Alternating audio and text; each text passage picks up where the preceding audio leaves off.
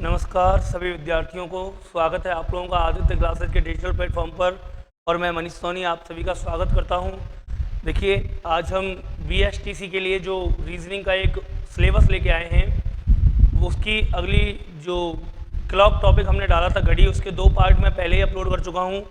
और आज मित्रों उस घड़ी की, उस क्लॉक के पार्ट 3 की बात कर रहे हैं। घड़ी देखिए 4 प्रकार में आपको पढ़ा चुका था और प्रकार 5 की बात करते हैं घड़ी में। तो प्रकार 5 आती है आने का समय ज्ञात करना। आने व जाने का समय ज्ञात करना मतलब कब व्यक्ति आएगा निश्चित तौर पर और कब व्यक्ति जाएगा। तो आने व जाने का जो निश्चित समय है वो ज्ञात करना आपको आना चाहिए। देखिए बात करते हैं, एक मिनट, कैसा प्रश्न आता है आने व जाने के समय को लेकर के और किस हिसाब से उसे सॉल्व किया जाता है। देखिए एक बार, जैसे मान लीजिए कोई प्रश्न हमें आ गया कि राम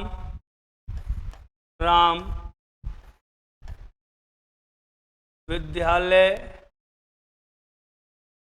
जाता है प्रातः 8 बजे से 9 बजे के मध्य। राम प्रातः 8 बजे से 9 बजे के मध्य विद्यालय जाता है और शाम 2 बजे से 3 बजे के मध्य वापस आता है। शाम 2 से 3 बजे के मध्य वापस आता है। तो राम देखता है कि घड़ी की दोनों सुइयां अब भी उसी स्थिति में हैं जिसमें सुबह थी। दोबारा सुन लीजिए प्रश्न एक बार कि राम विद्यालय जाता है, जाने का समय दे रखा है 8 से 9, वापस आने का समय दे रखा है 2 से 3, और वो कह रहा है कि जब राम आता है तो वह देखता है कि घड़ी की सुइयां अब भी उसी स्थिति में हैं जिसमें सुबह थी। सॉरी, देखिए अब भी उसी स्थिति में जिसमें सुबह थी, बस घंटे वाली सुई के स्थान पर मिनट वाली और मिनट वाली सुई के स्थान पर घंटे वाली सुई आ गई है।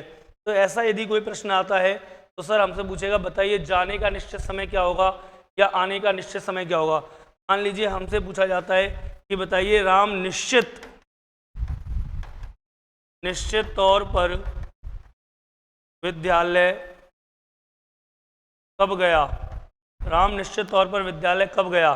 तो ऐसी स्थिति में देखिए विद्यालय जाने का जो समय था वो था 8 बजे। तो समय तो लेंगे हम 8 बजकर, इसके जो अपोजिट डायरेक्शन में टाइम है इसका मल्टीप्लाई कर दीजिए 60/13 से। 33 18 180 बटे 13, 13 एकम 13, कितना बचा 5 बचा सर, 18 में से 13 गया तो, और 13 13 26 33 39, बचा कितना 11/13। तो आंसर आ गया 8:13 सही 11/13 मिनट। इतने बजे निश्चित तौर पर वो कहाँ गया था, विद्यालय गया था।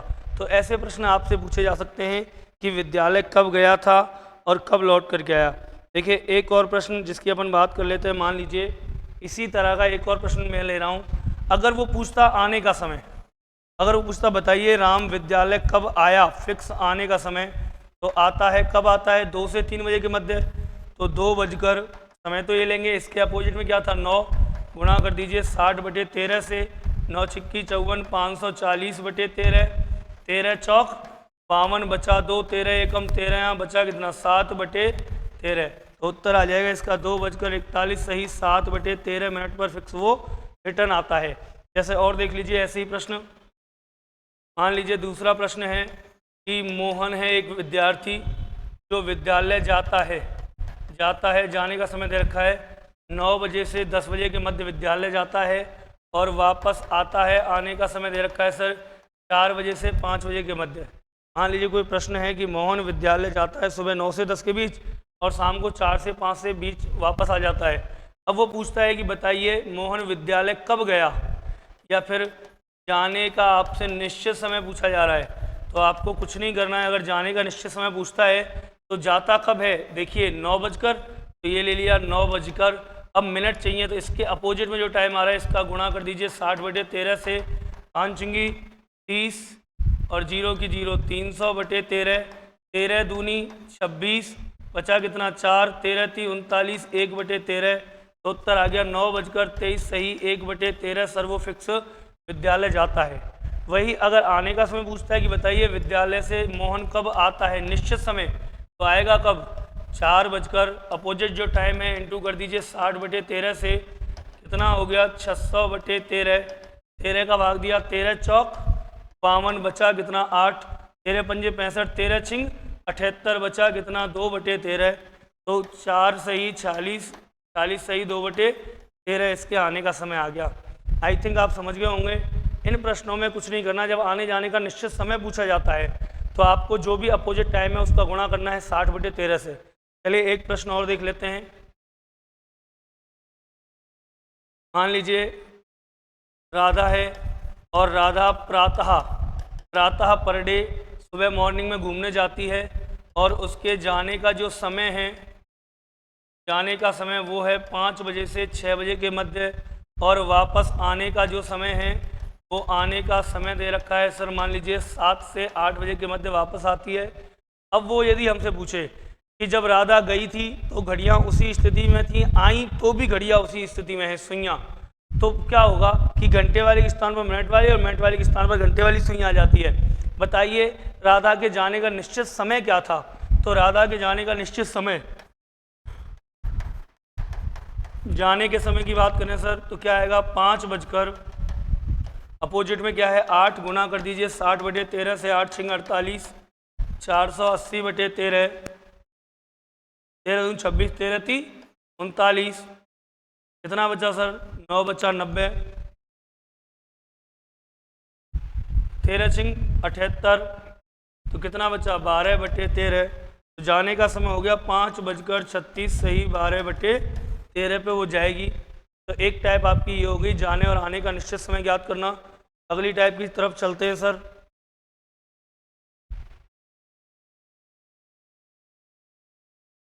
प्रकार 5 की बात कर लेते हैं कि घड़ी की दोनों सुइयों के मध्य जो ये प्रकार 5 है, इस प्रकार 5 में क्या पूछेगा? तो प्रकार 5 में सर आपसे पूछता है गणना पर आधारित प्रश्न। किस पर आधारित प्रश्न? गणना पर आधारित प्रश्न। नहीं, प्रकार 4 तो हमने पहले पढ़ ली थी, 5वीं आने जाने का हो गई, ये प्रकार 6 चलेगी सर। कौन सी टाइप है? प्रकार 6। तो प्रकार 6 जो है वो है गणना पर आधारित प्रश्न। अब गणना वाले प्रश्न कैसे होंगे? इसमें सर कई तरह के प्रश्न बनते हैं अलग अलग। जैसे मान लीजिए प्रत्येक 30 मिनट में डीग से भरतपुर के लिए एक बस रवाना होती है। एक पूछताछ यात्री ने क्लर्क से पूछा कि बताइए, एक यात्री ने पूछताछ क्लर्क से पूछा कि बताइए अगली बस कितने बजे आएगी? तो उसने जवाब दिया कि बस 9:20 पर आएगी और जाने वाली बस जो है वो 12 मिनट पहले जा चुकी है। तो बताइए यात्री को यह जानकारी कितने बजे दी गई? ऐसे जो प्रश्न हैं उन प्रश्नों की भी हम बात कर सकते हैं सर। तो ऐसे कई तरह के प्रश्न इसमें बनेंगे। देखते हैं चलिए कौन कौन से प्रश्न इसमें बन सकते हैं जो आपकी गणना पर आधारित है ना, और किस तरीके के बन सकते हैं। देखिए एक प्रश्न मैं ले लेता हूं जो एसटीसी ने कई बार पूछा है। जैसे एक घड़ी 1 बजे 1 बार, 2 बजे 2 बार, 3 बजे 3 बार, अर्थात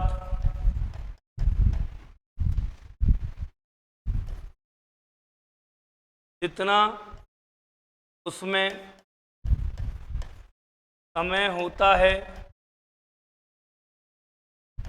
उतनी ही बार बजती है। दोबारा सुन लीजिए, एक घड़ी 1 बजे 1 बार, 2 बजे 2 बार, 3 बजे 3 बार, अर्थात जितना उसमें समय होता है उतनी बार बजती है। तो बताइए अब इससे 2 प्रश्न बनेंगे। अगर आपसे कहे तो बताइए कुल 12 घंटों में घड़ी कितनी बार बजेगी? दूसरा प्रश्न जो एसटीसी में आया था लास्ट टाइम, एक दिन में घड़ी कितनी बार बजेगी? एक दिन में कह ले या वो कह दे इसकी जगह 24 घंटे में घड़ी कितनी बार बजेगी। अब देखिए गणना वाला प्रश्न है। एक घड़ी 1 बजे 1 बार बजती है, 2 बजेंगे तो 2 बार बजेगी, घड़ी में 3 बज रहे हैं तो 3 बार बजेगी, 4 बज रहे हैं तो 4 बार बजेगी, अर्थात जितना घड़ी में समय हो रहा है वो उतनी ही बार बजती है। वो कह रहा है कि बताइए कुल 12 घंटों में घड़ी कितनी बार बजेगी और एक दिन में घड़ी कितनी बार बजेगी। तो सर जब 1 बजे, देखिए यहाँ नॉर्मली देख लीजिए, जब घड़ी 1 बजे 1 बार, 2 बजे 2 बार, 3 बजे 3 बार, इसी तरीके से 12 बजे तक 12 बार बजेगी, फिर 1 बजे से 1 बार, 2 बजे 2 बार, ऐसे चलती रहेगी। तो 1 से लेकर 12 तक की संख्याओं का योग क्या होता है सर? प्रथम प्लस अंतिम बटे 2 गुणा कुल संख्या 12, 13 बटे 2 गुणा 12, 2 से काटा 6, 6 18 की 8 हासिल 1, 6 कम 6 1 7 78। तो कुल मिलाकर के घड़ी 12 घंटों में यदि आपसे पूछी जाए 1 से 12 तक 12 घंटों में कुल मिलाकर के कितनी बार बजेगी सर? तो 78 बार घड़ी बजेगी। और यदि आपसे पूछा जाए एक दिन में, तो एक दिन में 78 का डबल कर दीजिए भाई, 12 घंटे होते हैं, 12 दिन के 12 रात के, तो 78 का दुगना कर दीजिए, 156 बार घड़ी बजती है। कितनी बार बजती है घड़ी? 156 बार। ऐसा होता है कि 156 बार घड़ी बजती है। तो देखिए ये एक प्रश्न था जो आया था, और बात कर लेते हैं। दूसरा प्रश्न, मान लीजिए जैसे कोई प्रश्न आ जाता है कि सर कोई, मान लीजिए एक घड़ी प्रत्येक 3 घंटे में 12 सेकंड आगे बढ़ जाती है, ऐसा कोई प्रश्न आ जाता है ना। तो देख लीजिए, जैसे एक घड़ी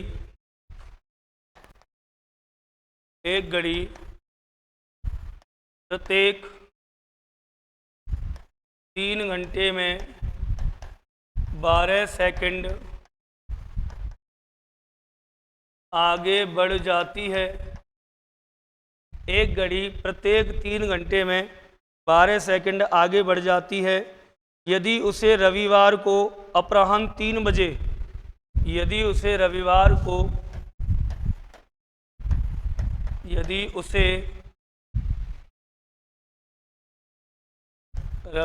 को अपराह्न 3 बजे सही सेट कर चालू किया गया हो, यदि उसे रविवार अपराह्न 3 बजे सही सेट कर चालू किया गया हो तो मंगलवार को प्रातः 10 बजे, क्या कह रहा है, तो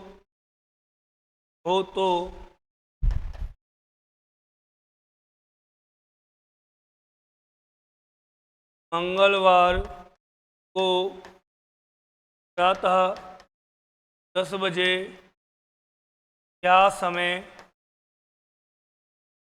दर्शाएगी।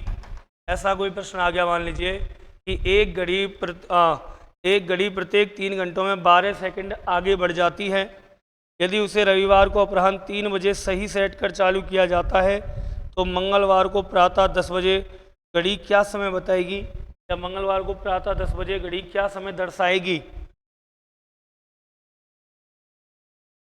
देखिए ऑप्शन दे रखे हैं, ए 10:02 बी 10:02 सी 10:02 डी इनमें से कोई नहीं, नन ऑफ दीज। इस तरीके से आपके लिए ऑप्शन भी दे रखे हैं कि भाई इनमें से कोई नहीं है और नन ऑफ दीज है। देखते हैं एक बार आंसर क्या आएगा। तो देखिए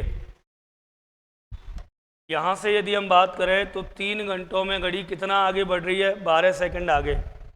अब प्रारंभ कब की जाती है, तो ये की जा रही है रविवार को अपराह्न 3 बजे, और अगली बार हम चेक कर रहे हैं इसे मंगलवार को 10 बजे। तो देखिए रविवार को अपराह्न 3 बजे से मंगलवार को 10 बजे तक कितने घंटे का गैप हो गया, उस हिसाब से हम काउंट करेंगे। देखिए रविवार को हम स्टार्ट कर रहे हैं अपराह्न 3 बजे, पूर्वाह्न और अपराह्न का मतलब होता है पीएम, रविवार 3 पीएम से, और मान लीजिए हम बात करें शनिवार के 3 पीएम की, रविवार के 3 शाम के 3 से और शनिवार के शाम के 3 की, तो कितने घंटे हो गए सर, यहाँ 24 घंटे हो गए। फिर शनिवार से 1 मिनट, रविवार के बाद सोमवार आएगा, चलिए देख लीजिए, है ना। देखिए रविवार 3 बजे से हम बात कर रहे हैं सोमवार 3 बजे की, 24 घंटे हो जाएंगे सोमवार 3 बजे से। अब मंगलवार की बात कर रहा हूँ मैं, और मंगलवार के सुबह 3 बजे की बात कर रहा हूँ। सोमवार की शाम के 3 से मंगलवार की सुबह 3 बजे तक कितने घंटे हो गए सर? 12 घंटे हो गए। और मंगलवार के 3 बजे से सुबह के से मंगलवार के प्रातः 10 बजे तक, तो सर 3 से 10 तक कितने घंटे हो गए? 7 घंटे हो गए। 7 और 3 10। अब देखिए टोटल जो आवर हैं कितना समय हो गया? 12 तिया 36, 36 और 6 42 और 1 43 घंटे। 43 घंटे का सर हमें समय हो गया। अब 43 घंटे में घड़ी कितना आगे बढ़ेगी? अब इसके लिए देखिए यहाँ 3 घंटे में घड़ी बढ़ती है 12 सेकंड आगे, ठीक है। तो 43 घंटे में कितनी बढ़ेगी? 12/3 गुना 43 सेकंड। आगे सॉल्व किया, 3 चौका 12। अब 4 गुना 43 सेकंड किया, 4 तिया 12 की 2 हासिल लगी 1, 4 चौका और 1 17, 172 सेकंड आगे बढ़ जाएगी सर। कितना आगे बढ़ जाएगी? 172 सेकंड। अगर इसकी हम मिनट बनाएं तो देखिए यदि हम इसकी मिनट बनाते हैं तो 100, ठीक है, 172 सेकंड में भाग दिया 60 का, तो सर 6 दूनी 12, 6 तिया 18, ज़्यादा हो जाएगा, 6 दूनी 12, 2 तो आ गई मिनट और 120 गए तो कितनी बची? 52, 52 बची सेकंड। अर्थात समय 2 मिनट 52 सेकंड आगे हो जाएगा। 10 बजे समय बताना था हमें और इसमें हमने 2 मिनट और 52 सेकंड ऐड कर दिए, समय आ गया 10:02 और 52 सेकंड। अर्थात ऑप्शन नंबर बी 10:02 और 52 सेकंड का समय आएगा, ठीक है। एक और प्रश्न मैं इसी हिसाब से आपके लिए ले लेता हूँ, कम से कम 3-3 प्रश्न तो हर टाइप में कर लेते हैं। देखिए गणना वाले प्रश्न हैं, आवश्यक नहीं है कि भाई सभी तरीके के मैं करा पाऊँ, कुछ आपको भी प्रैक्टिस करनी पड़ेगी। देख लीजिए एक बार, जैसे मान लीजिए कोई प्रश्न आता है कि भाई प्रत्येक 30 मिनट में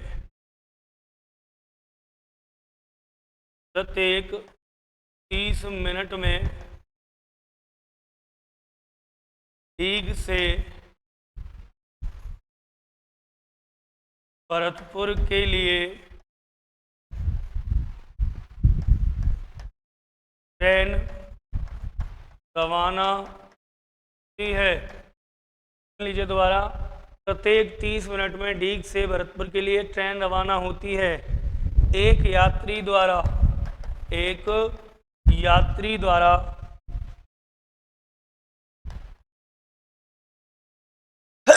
सॉरी, एक यात्री द्वारा क्लर्क से पूछने पर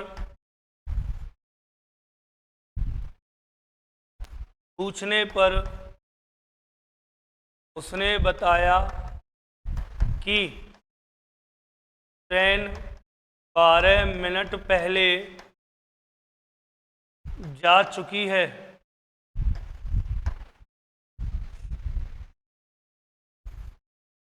प्रत्येक 30 मिनट में डीग से भरतपुर के लिए ट्रेन रवाना होती है। एक यात्री द्वारा क्लर्क से पूछने पर उसने बताया कि ट्रेन 12 मिनट पहले जा चुकी है और अगली ट्रेन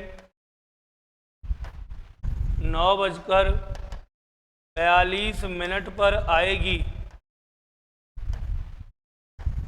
तो बताइए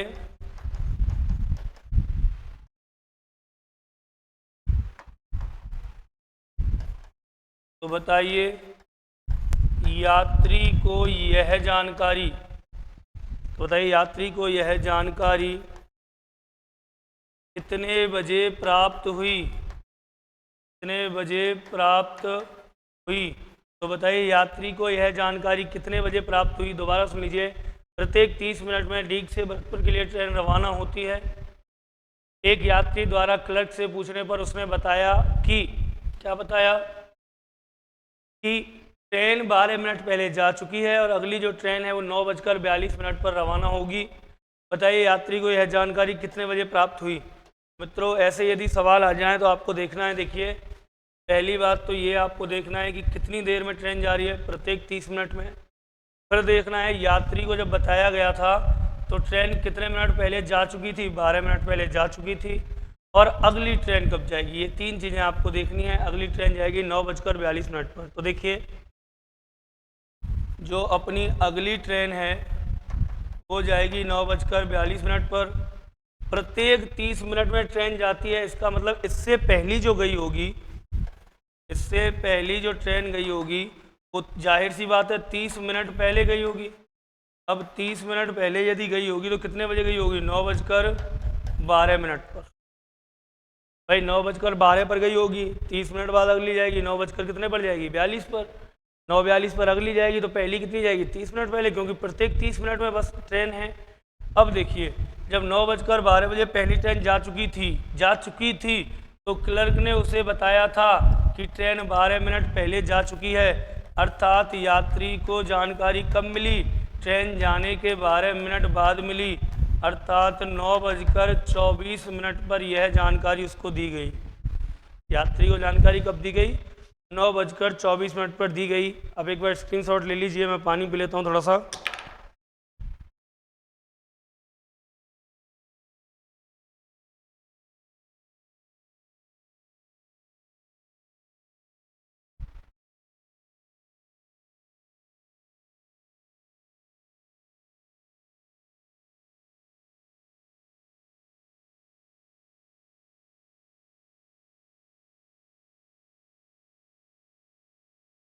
चलिए सर, आगे चलते हैं अगले प्रश्नों की तरफ। तो देखिए, ये हो गया आपके गणना वाले प्रश्न, और अंतिम टाइप, एक लास्ट टाइप रह गई है घड़ी की, उसकी तरफ चलते हैं। जो अंतिम टाइप है वो कौन सी है वो भी आप सुन लीजिए। घड़ी की सर जो अंतिम प्रकार है, प्रकार 7, वो आती है प्रतिबिंब। प्रतिबिंब पर आधारित प्रश्न। देखिए, प्रतिबिंब पर आधारित प्रश्न कैसे बनते हैं और क्या क्या चीज़ें होती हैं, इन प्रश्नों को हम प्रतिबिंब, 1 मिनट, ये अभी दिख रहा है प्रतिबिंब पर आधारित प्रश्न। अब जो प्रतिबिंब पर आधारित प्रश्न होते हैं कैसे कैसे होते हैं सर? तो प्रतिबिंब पर आधारित प्रश्न दोस्तों बनते हैं 2 प्रकार के। एक जो कंडीशन होती है पहली, तो प्रकार फर्स्ट के बनते हैं। प्रकार फर्स्ट, इसमें भी, या कंडीशन ए कह लीजिए। जो कंडीशन ए होता है वो होता है सर दर्पण प्रतिबिंब। कौन सा प्रतिबिंब होता है? दर्पण प्रतिबिंब होता है। और दूसरा जो सेकंड होता है पार्ट बी, या इसी की टाइप बी, वो होता है सर जल प्रतिबिंब। कौन सा प्रतिबिंब? जल प्रतिबिंब। 2 प्रकार के प्रश्न यहाँ से आते हैं, एक दर्पण प्रतिबिंब और एक जल प्रतिबिंब। क्या होता है सर दर्पण प्रतिबिंब और क्या होता है जल प्रतिबिंब? दोनों की बात करेंगे। देखिए, दर्पण क्या होता है और जल क्या होता है, सुन लीजिए। सर अगर हम दर्पण प्रतिबिंब की बात करें तो आप याद रखिए, दर्पण प्रतिबिंब के लिए आपको याद रखना है कि दर्पण प्रतिबिंब का जो चिन्ह होता है वो एक तो इस तरीके से होता है, सॉरी, कि दर्पण प्रतिबिंब का चिन्ह जो होता है वो लंबवत होता है, ऐसे, ठीक है। अगर बात करें दर्पण प्रतिबिंब में कौन सा परिवर्तन होता है, तो दर्पण प्रतिबिंब में जो परिवर्तन होता है उसे कहा जाता है सर पार्श्व परिवर्तन। कौन सा परिवर्तन? पार्श्व परिवर्तन कहा जाता है। पार्श्व परिवर्तन का मतलब होता है सर, जो दायां होगा वो आपको दिखाई देगा बाईं तरफ, और जो बायां होगा वो आपको दिखाई देगा दाईं तरफ। यही परिवर्तन होता है ना दर्पण में। भाई जब हम दर्पण में अपना फेस देखते हैं तो दाईं पॉकेट बाईं तरफ और बाईं पॉकेट दाईं तरफ दिखाई देती है। इसका मतलब दायां बाईं तरफ और बायां दाईं तरफ दिखाई देता है, किसमें? दर्पण प्रतिबिंब में। तो याद रखिए, दर्पण प्रतिबिंब का जो चिन्ह होता है वो ये होता है। परिवर्तन होता है पार्श्व परिवर्तन, दाएं का बायां और बाएं का दायां दिखाई देता है। जैसे मान लीजिए कुछ अल्फ़ाबेट मैं उदाहरण के तौर पर ले लेता हूँ। मान लीजिए यहाँ आया पी, पी का दर्पण प्रतिबिंब क्या होगा सर? और भी नीचे तक ले लेता हूँ मैं, और भी चीज़ें ले लूँगा। जैसे आया एम, जैसे आया के। तो देखिए, अब इसमें कुछ नहीं बदलेगा, केवल दायां बायां बदलेगा। बायां हिस्सा दाईं तरफ और दायां हिस्सा बाईं तरफ। तो पी का दर्पण प्रतिबिंब ऐसे होगा सर। एम के दर्पण प्रतिबिंब की बात करेंगे तो एम ही बनेगा। ए का दर्पण प्रतिबिंब ये हो जाएगा सर। जैसे कोई शब्द आया, मान लीजिए राम, तो राम का दर्पण प्रतिबिंब क्या होगा भाई? दाएं का बायां और बाएं का दायां करना है, पार्श्व परिवर्तन करना है, लेफ्ट का राइट एंड राइट का लेफ्ट। करते हैं राम का, तो एम से स्टार्ट हो जाएगा, एम ए, और जो आर है वो ऐसे आएगा भाई, एम जो का त्यों, ए जो का त्यों, आर ऐसे आएगा। दाएं बाएं पलट जाते हैं। जैसे आ गया, मान लीजिए कोई आकृति आ गई आपके लिए, इस हिसाब से कोई आकृति आ गई और आपसे कहा गया कि बताइए दर्पण प्रतिबिंब कैसा होगा, क्या दर्पण प्रतिबिंब कैसा होगा। तो आपका दर्पण प्रतिबिंब जो बनेगा सर, याद रखना है, दाएं का बायां और बाएं का दायां हो जाएगा, दायां है उसका बायां और जो बायां है उसका दायां हो जाएगा। ए यहाँ था, यहीं बनेगा, बी यहाँ है, बी यहीं बनेगा, लेकिन बनेगा ऐसा, याद रखिए। दर्पण प्रतिबिंब में क्या होता है सर जी, दोबारा सुन लीजिए। दर्पण प्रतिबिंब में चिन्ह ऐसा होता है, परिवर्तन जो होगा वो होगा पार्श्व परिवर्तन, बाएं का दायां, दाएं का बायां, लेफ्ट का राइट और राइट का लेफ्ट हो जाएगा। कुछ उदाहरण मैंने आपको यहाँ दे रखे हैं। अब हम बात करेंगे सर किसकी, जल प्रतिबिंब। इसकी बात कर लेते हैं मित्रों, जल प्रतिबिंब की। जल प्रतिबिंब में क्या होगा, अगर हम बात करें जल प्रतिबिंब की, तो जल प्रतिबिंब में सुन लीजिए, जब भी जल प्रतिबिंब होगा तो जल प्रतिबिंब का जो चिन्ह होता है, चिन्ह होता है तो सर ऐसा मिलेगा आपको। हो सकता है कई बार नहीं कहे कि ये जल प्रतिबिंब है, बस ऐसे चिन्ह बना के दे दे घड़ी के नीचे, घड़ी के नीचे या किसी आकृति के नीचे, तो ये चिन्ह होता है। बात करें सर परिवर्तन की, तो दर्पण प्रतिबिंब में जो परिवर्तन होता है, दर्पण प्रतिबिंब में जो परिवर्तन होता है वो परिवर्तन होता है सर जी शीर्ष परिवर्तन। कैसा परिवर्तन होता है, शीर्ष परिवर्तन। शीर्ष का मतलब अप का डाउन और डाउन का अप, अप का डाउन और डाउन का अप, ऐसा परिवर्तन होता है सर। मतलब जो ऊपर होती है आकृति वो आपको नीचे दिखाई देती है और नीचे की आकृति ऊपर दिखाई देती है। यदि किसी की समझ में नहीं आ रहा है तो देखिए, हम सब लोग ग्रामीण परिवेश से बिलोंग करते हैं। आप कभी कुएं पर गए होंगे पानी भरने के लिए या किसी और चीज़ के लिए, और आपने अक्सर कुएं में झांक के इस हिसाब से देखा होगा। जब आप कुएं में झांक के दिखते हो तो आपको दिखाई देता है कि सर जो पानी भरा हुआ है कुएं का, उस कुएं में हमारा प्रतिबिंब बनता है, और प्रतिबिंब में क्या दिखाई देता है, सर नीचे की तरफ है और पैर ऊपर की तरफ है। वही होता है जल प्रतिबिंब। जल प्रतिबिंब में क्या दिखाई देता है, शीर्ष जो है, शीर्ष वो तल की तरफ है और तल जो है वो शीर्ष की तरफ है। मतलब शीर्ष परिवर्तन होते हैं, अप का डाउन और डाउन का अप हो जाता है। जैसे सर बात करें हम आर की, तो आर का जो जल प्रतिबिंब होगा कैसा होगा, आर जैसा ही होगा, दाएं बाएं नहीं पलटेंगे, बस अप और डाउन चेंज होंगे।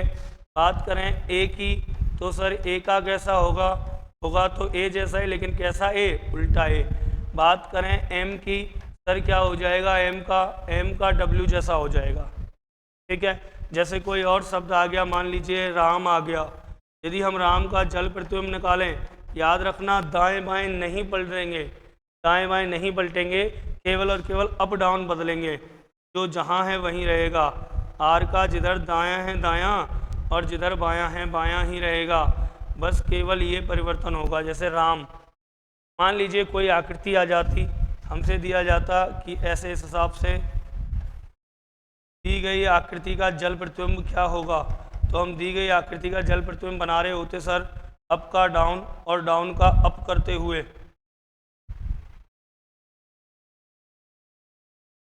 इस हिसाब से बनती है ना, अप का डाउन और डाउन का अप करते हुए। तो याद रखना सर, घड़ी की अगर बात करें तो घड़ी में मैंने अगली टाइप ली है 7वीं, प्रतिबिंब। प्रतिबिंब पर आधारित प्रश्न दो प्रकार के बनते हैं, दर्पण प्रतिबिंब पर और जल प्रतिबिंब पर आधारित। अब बात करते हैं सर घड़ी की, कि घड़ी के जो प्रश्न होते हैं वो किस हिसाब से बनते हैं। देखिए मित्रों, यदि कहीं पर दर्पण प्रतिबिंब की बात की जाए, दर्पण प्रतिबिंब की बात की जाए घड़ी के अकॉर्डिंग, तो घड़ी में इसका क्या यूज है। घड़ी में अगर दर्पण प्रतिबिंब पूछा जाए तो आपको क्या करना है, आपको सर जी दर्पण प्रतिबिंब यदि निकालना है घड़ी का, दोबारा सुन लीजिए, बार बार कह रहा हूँ मैं, यदि घड़ी की बात की जाए और घड़ी में आपसे पूछा जाए कि भैया घड़ी में मान लीजिए 4:15 हो रहे हैं, तो आप बताइए उसका जो दर्पण प्रतिबिंब में समय होगा, क्या जो दर्पण प्रतिबिंब में समय होगा वो क्या होगा। तो सर जी आप बिना सोचे समझे 23:60 में से घटा दीजिए, घड़ी का अगर दर्पण प्रतिबिंब है तो आप क्या करोगे, 2360 माइनस वास्तविक समय कर दीजिए, 2360 माइनस वास्तविक समय कर दीजिए, कोई दिक्कत नहीं है। अब देखिए कुछ मित्र ये कहेंगे, कुछ विद्यार्थी कहेंगे सर अगर हम 1160 में से घटा लें तो कोई दिक्कत, भैया कोई दिक्कत नहीं है। आप 2360 में से घटाओ, आप 1160 में से घटाओ, मुझे कोई दिक्कत नहीं है, हमें तो केवल उत्तर आना चाहिए। आप 1160 में से घटाओगे आपको बाद में जा करके फिर वो जोड़ना पड़ेगा, है ना, तो इस हिसाब से जोड़ घटाव चलते रहेंगे। तो आप देख लीजिए 2360 में से घटाना है या 1160 में से घटाना है। मेरा तो प्रश्न जो है वो मैं इस वीडियो के एंड में आपसे पूछ लूँगा, आप बस उसका कमेंट करके मुझे बता देना, बाकी की बात खत्म।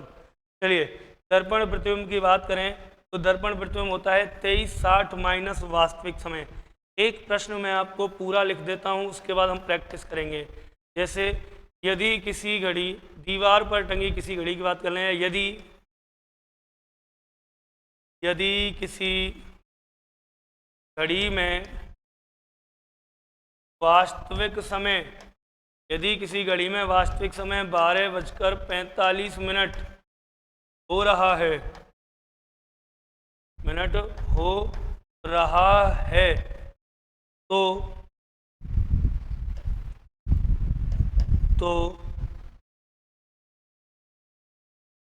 घड़ी के सामने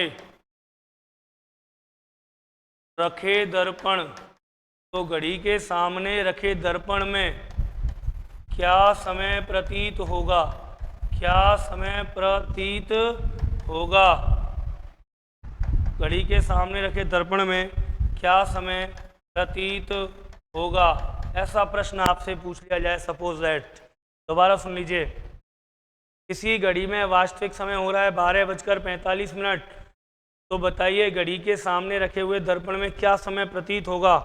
सर जी देख लीजिए क्या समय प्रतीत होगा, वास्तविक समय हो रहा है 12:45, आपको क्या निकालना है, आपको निकालना है दर्पण का समय।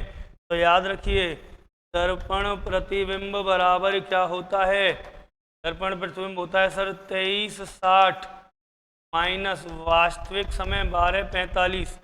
2360 में से आपको 12:45 घटा लेना है, 60 में से 45 गए 15 बचे, और 23 में से 12 गए तो कितने बचे सर, 11 बचे, 11:15 सही आंसर होगा। चलिए और प्रैक्टिस के लिए मैं आपको ले चलता हूँ, मैं आपको दे रहा हूँ कुछ प्रश्न। जैसे घड़ी का वास्तविक समय आपको दे रहा हूँ मैं पहले प्रश्न में, फिर आपको बताना है सबका दर्पण प्रतिबिंब। मान लीजिए वास्तविक समय हो रहा है 9:58, आपको बताना है दर्पण प्रतिबिंब क्या होगा। अगला प्रश्न दूसरा, मान लीजिए वास्तविक समय हो रहा है 11:23, आपको बताना है सर दर्पण प्रतिबिंब क्या होगा।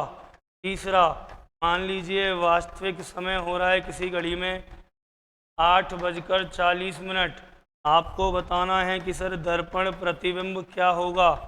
चलिए बहुत हैं क्या। चौथा देख लीजिए, यदि किसी घड़ी में आपको वास्तविक समय बताना है और दे रखा है दर्पण प्रतिबिंब, दर्पण प्रतिबिंब, यदि किसी घड़ी का जो दर्पण में प्रतिबिंब बन रहा है उसमें समय दे रखा है 12:18, आपको बताना है घड़ी में वास्तविक समय क्या हो रहा होगा।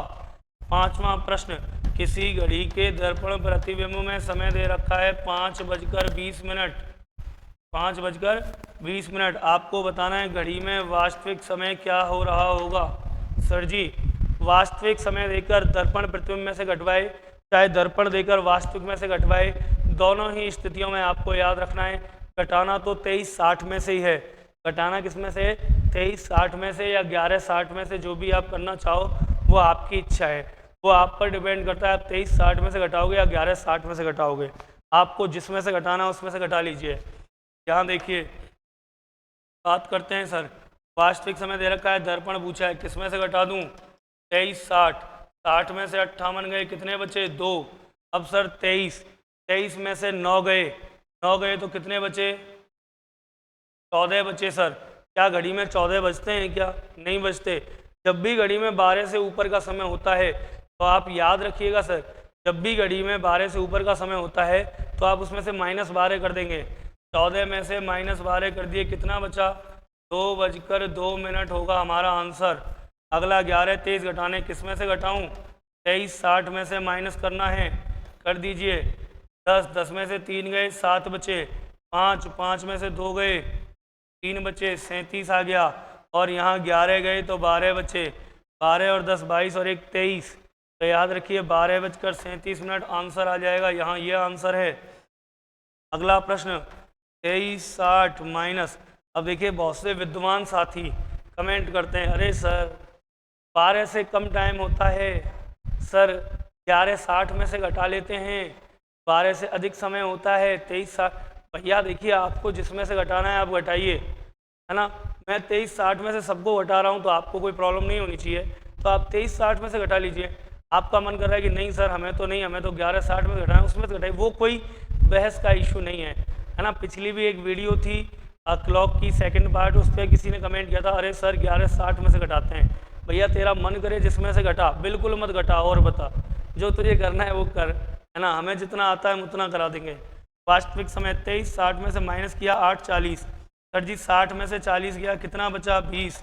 23 है तो देखिए 23 में से 8 गया तो कितना बचा? 15 बचा सर, है ना भाई। 15 और 8 23 हो गया तो 15 बचा। अब 15 कहीं बचते हैं क्या? नहीं बचते। 15 का मतलब क्या होता है? 12 के बाद 13 14 15, मतलब कि 3:20 की बात हो रही है यहाँ पर। अगला प्रश्न, दर्पण प्रतिबिंब दे रखा। अब देखिए दर्पण दे के वास्तविक पूछे चाहे वास्तविक दे के दर्पण पूछे, घटाना तो हमको 23 60 में से ही है। माइनस करते हैं 23 60 में से, कर दिया। 60 में से गया 18, 10 में से 8 गया, 2 बचा सर। 5 में से 1 गया, 4 बचा, 42। 23 में से 12 गए, 12 और 11, तो ये आ गया 11:42। ठीक है, आगे देखिए यहाँ भी क्या करना है? 23 60 में से घटाना है, घटाया सर। 60 में से 20 गए, 40 बचा, 23। अब 23 में से 5 गया, कितना बचा? 18। भाई 8 5 13, 23 होता है 18। 18 बजते नहीं तो सही समय क्या होगा? 6:40। चलिए मित्रों, यहाँ आकर आपका दर्पण प्रतिबिंब समाप्त होता है। अब हम घड़ी की तरफ चलते हैं, ठीक है। और एक प्रश्न मैं आपसे अंतिम जो समय होगा इसका घड़ी का ख़त्म होने का, उस समय एक प्रश्न पूछूंगा और आशा करूंगा कि आप सभी विद्यार्थी उसका जवाब मुझे ढूंढ करके ज़रूर दें। चलिए आगे चलते हैं। देखिए अब हमने बात की थी दर्पण की, अब हम बात कर लेते हैं जल प्रतिबिंब की। मित्रों जल प्रतिबिंब में क्या होता है? जल प्रतिबिंब में याद रखना है आपको कि घड़ी के लिए अगर बात करते हैं तो 17:90 में से घटा दिया जाता है वास्तविक समय जो भी होता है। अब फिर से वो विद्वान वर्ग जो मेरी बात को नहीं मानेगा वो कहेगा नहीं सर हम तो 18:30 में से घटाएंगे।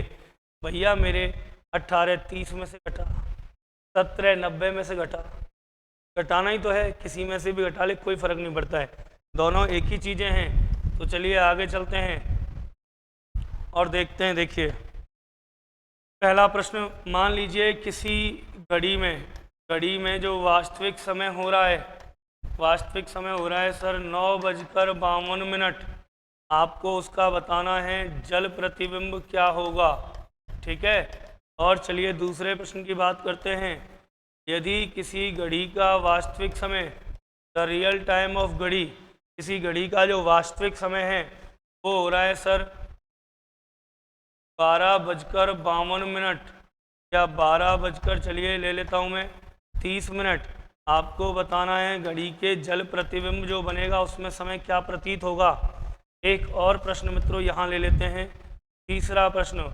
मान लीजिए किसी घड़ी में वास्तविक समय हो रहा है 2:20, तो घड़ी का जो जल प्रतिबिंब होगा उसमें क्या समय प्रतीत होगा। अभी आपको बताया जल प्रतिबिंब के लिए समय किस में से घटाना है? 23 60 में से। तो देखिए 17:90 में से। देखिए एक बार घड़ी का वास्तविक समय दे रखा है इतना, 17:90 में से माइनस कर दीजिए जल्दी से। 10 में से 2 गए, कितने बचे सर? 8 बचे। 8 में से 5 गए, कितने बचे? 3 बचे। 38 आ गया। 17 में से 9 गए, कितने बचे? 8 बचे। आंसर आ गया 8:38।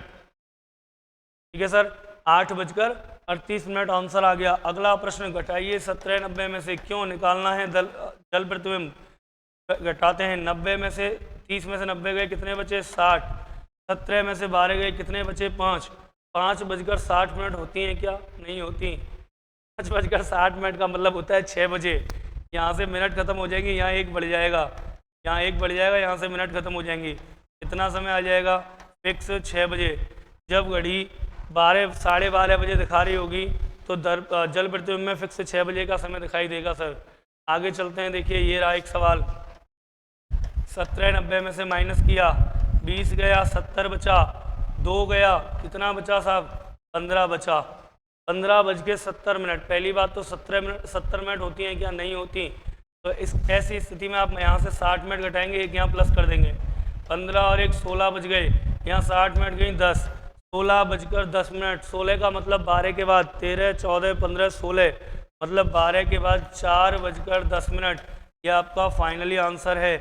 मित्रों मेरी तरफ से जो घड़ी टॉपिक था वो घड़ी टॉपिक आज होता है समाप्त। घड़ी के कुल हमने 3 पार्ट कराए हैं। क्लॉक का पार्ट फर्स्ट कराया है जो मैं आपको पहले ही दे चुका हूँ, फिर घड़ी का पार्ट सेकंड कराया है, वो भी आप लोगों को मिल चुका है।